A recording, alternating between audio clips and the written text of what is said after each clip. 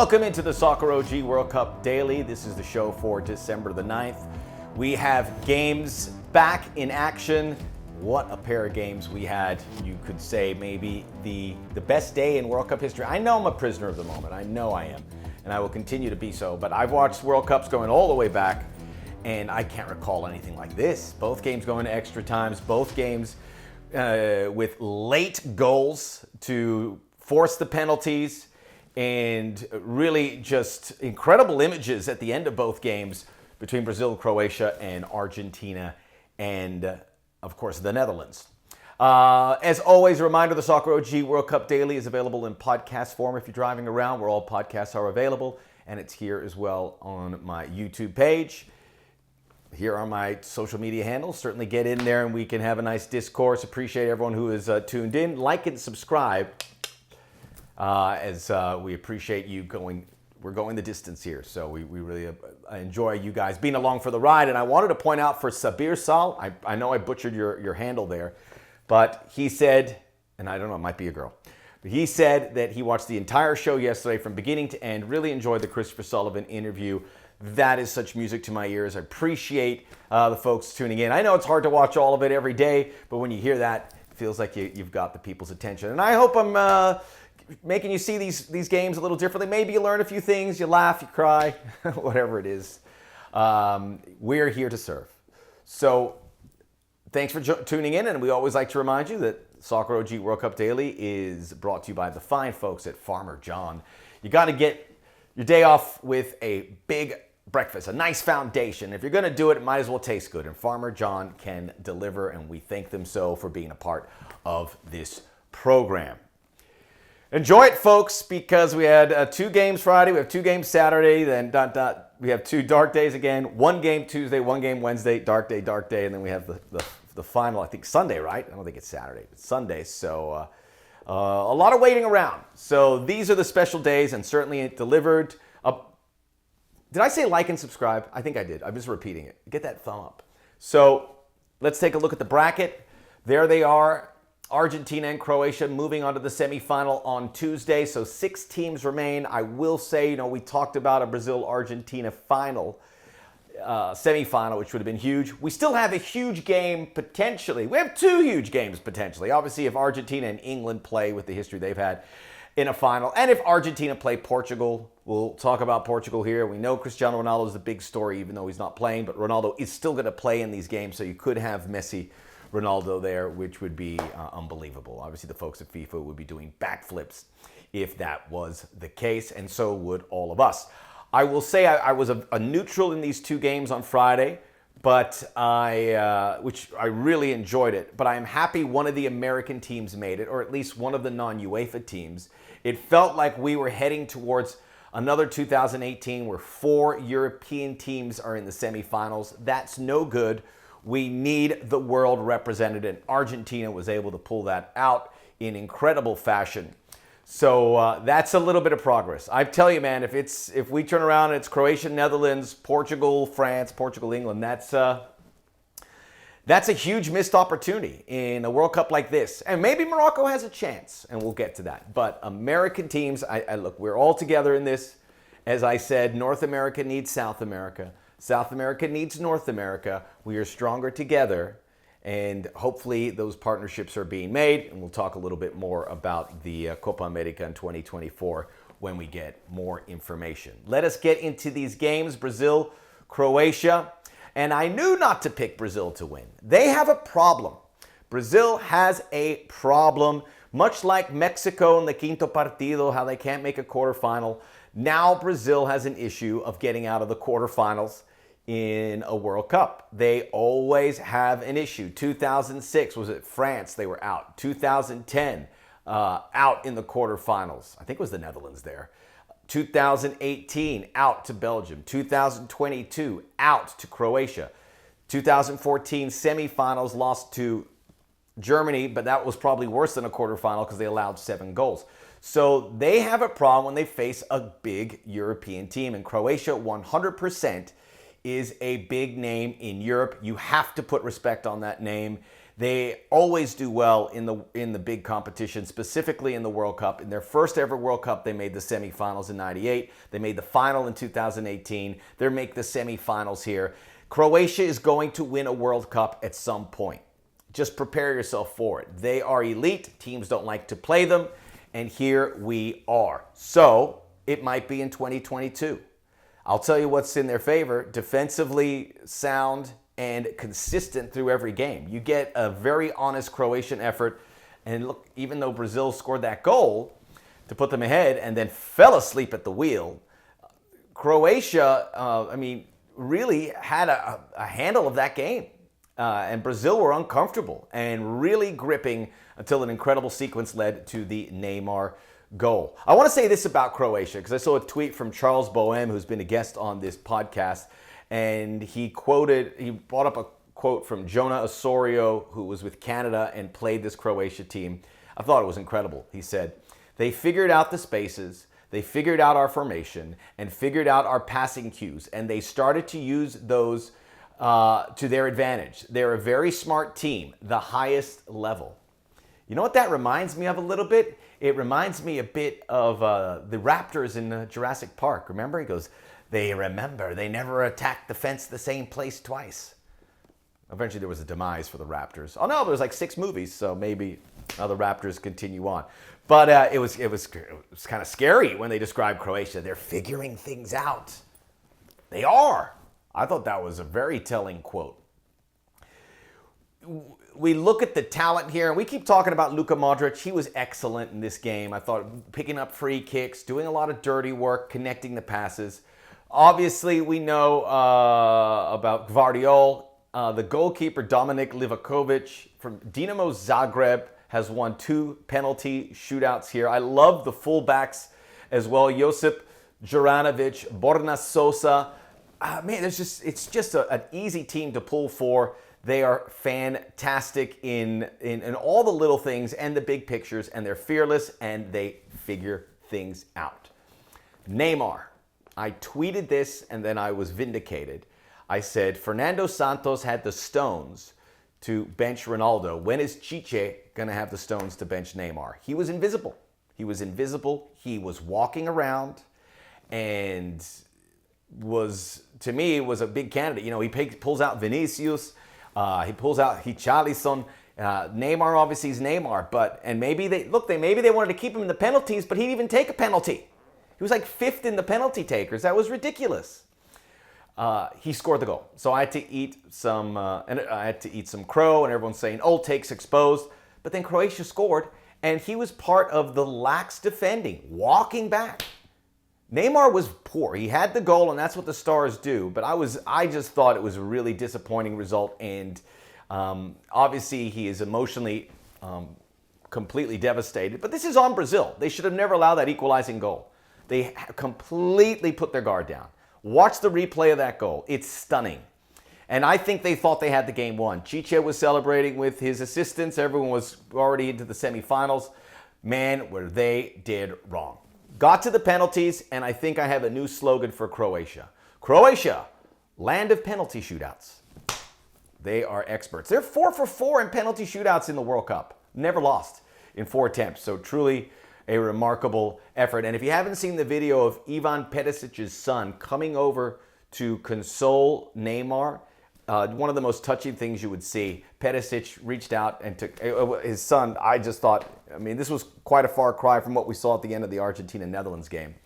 I was touched. I'm sure you will be. So Croatia, don't underestimate that group. And I know Argentina certainly won't, but they exuded a lot of energy as they took on the Netherlands. Lots of bad blood in here. So some changes for Louis van Gaal. Cody Gakpo came back as like the creative midfielder, moving Davy Klaassen to the bench. Memphis and Steven Bergwijn were the attacking duo. And for Argentina, it was Julian Alvarez and Lionel Messi. Nahuel Molina, who scored that first goal, and Acuna out wide, McAllister and De Paul a little bit further back. The Netherlands were very comfortable in their own skin, and as that game went along, it looked good. But then the goal, and what a goal it was. Lionel Messi was magnificent. His best game of the tournament, one of his best games in any major tournament. the ball for Molina, and I don't want to shortchange what Molina did. He had an incredible touch and he finished it. But if you look at the overhead shot, and there's things on it on Twitter, you can see him play that across. I don't know where he saw the passing lane, but he did, and Argentina were out in front. No response from the Netherlands. They were just poor. No chances. They had one shot. They had no shots on target. There was... it was a tough game to watch. I know people were saying it was a tactical battle. It wasn't. It was heavy lifting. Hard game to absorb because the Netherlands did nothing. But you had this feeling. And then they get the penalty. Lionel Messi converts it. He would convert his penalty in the end. Was it a penalty? Yeah. Was it soft? Yeah. This is probably a good time to talk about Antonio Mateo, the Spanish referee, who is so recognizable with... what he, he's one of the big referees. But man, he was pedantic. He was a game killer. 16 yellows. He even showed a yellow in the penalties. Lost control of the game with that incident on the sideline where I think it was, Fernandez or Paredes, I can't remember, but just banging the ball towards the bench and all the Dutch players coming out. One yellow out of all of that. He lost control and it was just overbearing with the whistles. And Lionel Messi had a handball and it wasn't called. I know you get the superstar. I'm the biggest advocate of getting the superstar calls, but it went overboard. Every time Messi got touched, he fell to the ground, he got a free kick. Over and over again.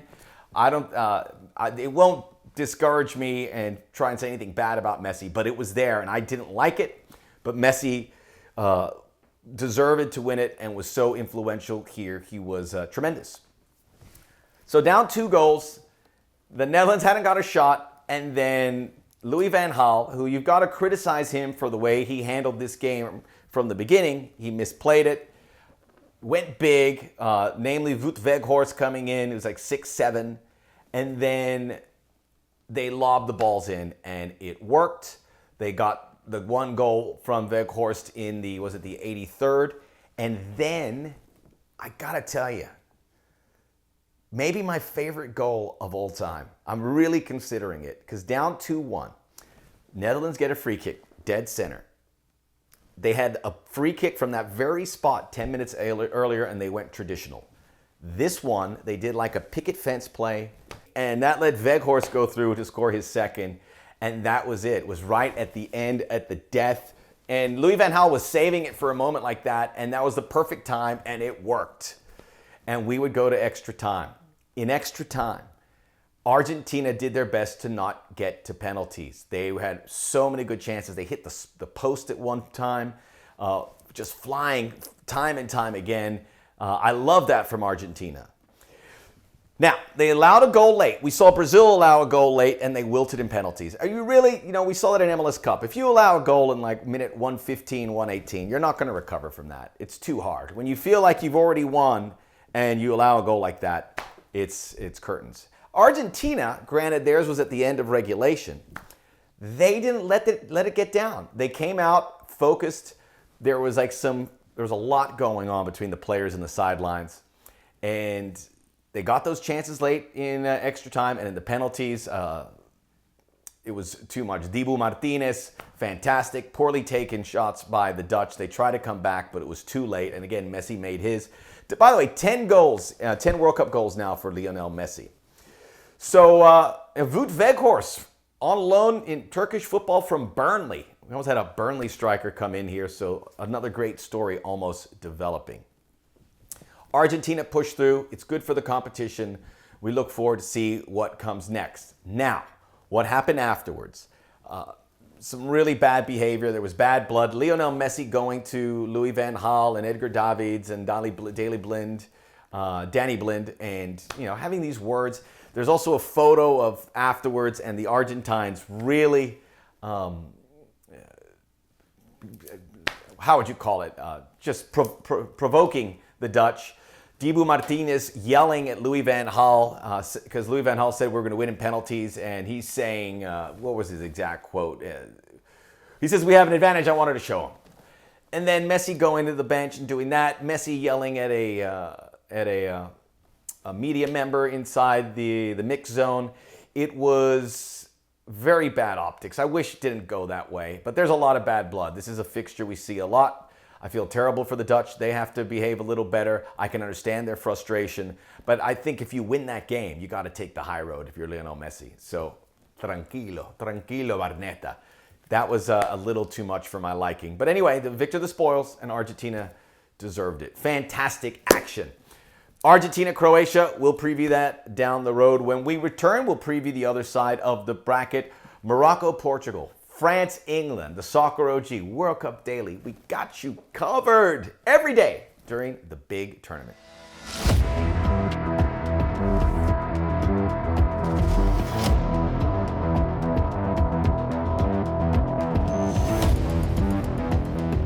Welcome back to the Soccer OG World Cup Daily. Amazing. We're going to go through this without talking about USMNT, but we'll get back to them here shortly because there's a lot to talk about, right? That's our base here. That is our peeps. So we'll get back to that, but let's talk about what's going on here. 7 a.m. Pacific time, 10 out on the East Coast. Look at the bracket again. Morocco and Portugal will play. The big story, obviously, and it's not a question. It's going to be a question will be asked. Is Ronaldo going to start? Don't ask that question. He is not going to start. Fernando Santos did the hard part by benching him and getting a result out of that he could not have ever imagined. Gonzalo Ramos scoring a hat trick. Portugal beating the Swiss 6-1. A Portuguese team that was okay, but not spectacular. Disappointing loss to Korea. Yet here they were with this remarkable result, and unbelievable to see what they did to the Swiss, and now they're really oozing with confidence. So Portugal, Ronaldo's going to have to deal with being a super sub. Fernando Santos said, CR doesn't deserve all of this, all the criticism, after everything he has done for Portuguese football. There was a report that's been denied that he wanted to leave the team. There's no way he wants to leave the team. This is such a big opportunity. I want everyone to just think about what they say about Ronaldo. And these people that say stupid things like this is tarnishing his legend and lore. That is absolute ridiculous. He has earned that respect. Did he have a good moment here with that interview with Piers Morgan and the fallout of Man United? No, but this is a superstar who's always had it his way, and now it's not. You've got to sympathize with him a little bit, all right? We've got to respect these athletes. Just the flippancy of where you say discard them, it's ridiculous. And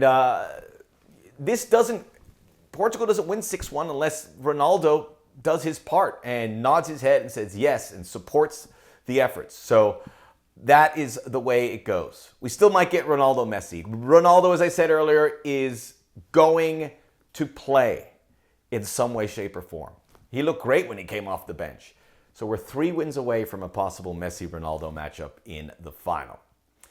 There is a great group there for, Gonzalo, Rafael Leao may start. It's got to be Ramos. He's perfect for that. He will be flanked by Bruno Fernandes and João Felix. Bernardo Silva a little bit behind him. Those 4 are as dangerous as a quartet we have in this World Cup. Portugal's ranks are thinned out a little bit, but they have so much class, and they have Pop on the bench. They'll be able to manage. They're going to be fun to watch. I think they have some goals in them, which is saying something because Morocco have 3 clean sheets. Morocco are tough to crack. I think it's hard for me to pick Morocco in this one. As much as I'd love to see an African team make it, Portugal will score goals. The question is, can Morocco score goals in that case? Everything is pointing for the Portuguese effort. The depth is going to come through here, and the teams that are deeper certainly does. That said, Morocco have a lot going for themselves as well. So, by the way, this is just the 3rd round of 16 in a World Cup for Portugal. So this is uncharted waters by and large. Last time they made it, they did get to the quarterfinals. Let's see if they can get to a semifinal. They're one of those teams that haven't won a World Cup. You still have Croatia that hasn't won a World Cup, and you have Portugal and Morocco. You have 3 teams that haven't won a World Cup. As for Morocco, looking to be the first African team to make a World Cup semi-final. There have been 3 that made the quarterfinal. Cameroon 1990, Senegal 2002, Ghana 2010. So all more recent tournaments. Those three all came very close to making the semis. Cameroon were up 2 goals on England, Ghana, and of course the Luis Suarez situation, and Senegal losing in penalties to the Danes. They were all there. So it's not like African teams have been outclassed in quarterfinal matchups. In fact, one of them should have. Law of averages says one of them will. So Morocco have a good spot. What's amazing about them is they don't possess. 32% possession, which is the second lowest in the tournament. The 3 clean sheets and the incredible players. Achraf Hakimi, best fullback in the tournament, in my opinion. One of the 4 or 5 best players, period, in the tournament. Sofiane Amrabat in the midfield. Hakim Ziyech out wide. Sofiane Boufal as well. You have Yacine Bono, the goalkeeper, who came up big. Morocco maybe will look to extend it to penalties as well this time around. Big concern central defensively. Romain Saiss and Naif Aguer. Aguer didn't look like he left injured, which is a problem for him in these days recently. And Saiss is, it sounds like he won't be able to go. So your 2 center backs are out. That is going to be a problem. This is, I wouldn't underestimate Morocco, but this is a big, big job. But they won their group, which included Croatia, who are still in the tournament. So why not? If there ever was an African team to make it, this has all the ingredients. They just knocked out Spain. Can they knock out the Spanish Iberian partner in Portugal? We're very close to Morocco. There's a lot in this game. Can't wait to see it. The late game, 11 a.m., England and France. 31 meetings all time. So England, France, we talk about these big rivalries. You can't really call this one. England and France have been involved in so much through the years. The Battle of Waterloo, Napoleon Bonaparte. The Channel connecting the 2 countries. I wrote it once. It's truly incredible that you're in an English train station and then in a couple hours you're in Paris. Pretty cool. So that is that's some good. There's some moments in these 2, but not so much on the soccer field. England's won 17 of the 31. However, most of those came before 1950. Since the turn of the millennium, England has just won 1, I think, of 6 games. France has had the upper hand. They have never met in the knockouts of the World Cup. Isn't that incredible? Never met. They did meet in a World Cup back in 1982. Not a knockout game. Most recently, 2012, they met in the Euros. Who could forget that game? My guy Brett, big Joe Hart fan, made some big saves. Julian Lescott and Samir Nasri scoring the goals. Both would make the quarters. England won the group. Both would get knocked out in that 2012 Euros, which was, of course, won by the Spanish. That was a good Euros. When I think of Euros, I think of that Euros. I think of the Italian effort. They were really good. They made the final, Spain, Italy. Now we got to look at this current one, and we're going to build a history here. So it's easy to get excited for England-France. Much bigger rivalries in rugby because he plays so frequently in the 6 Nations every year. This is going to be very interesting. It's a coin flip for me. I don't know. There's so much talent, and now you have superstars on both sides. And I'm not talking about Harry Kane. He just has 1 goal. England have scored 12. Their best player is Jude Bellingham, and he's going against Kylian Mbappe. Those are the powerhouses that are going to be going face-to-face in this matchup. I can't wait to see it. I think it's going to be highly entertaining. I think England have a real shot here. It's hard to say. Maybe the World Cup is finally coming home. England have been consistent. I told you about the goals. They weren't threatened after tying the U.S., thumped Wales, thumped Senegal to set this up. Gareth Southgate has picked the right lineups. Jordan Henderson has started the last 2, so he has figured this thing out by and large.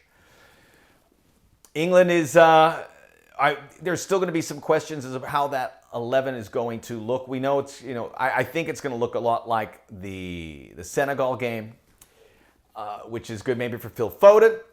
Raheem Sterling is back. I don't think he starts, but remember he had the house burglary, so he is back from that, which is great news. We were hoping that. You don't want to miss this. You don't know if you get a chance like this again, a quarterfinal of the World Cup. Kylian Mbappe will be the key. As you can see, he is so talented dragging defenders. If he can do that, if he can drag Declan Rice and whomever else might be marking him in that midfield, Jude Bellingham, then other French players will have a chance. France have been clinical. They lost that game to Tunisia, but every other game they have been comfortable, including the victory over Poland. This is star-studded. This is going to be a famous night, I am sure. And I can't wait to see those two players connect there. England, France, Morocco, Portugal. Last day of 2 games in a day, and then we wait, which we're very good as soccer fans. We wait. We're a patient bunch, which is good. The Soccer OG World Cup Daily. Here, every day during the World Cup. Like and subscribe. Check out the podcast where all podcasts are available and here on YouTube. We'll see you tomorrow. Have a great weekend, everybody.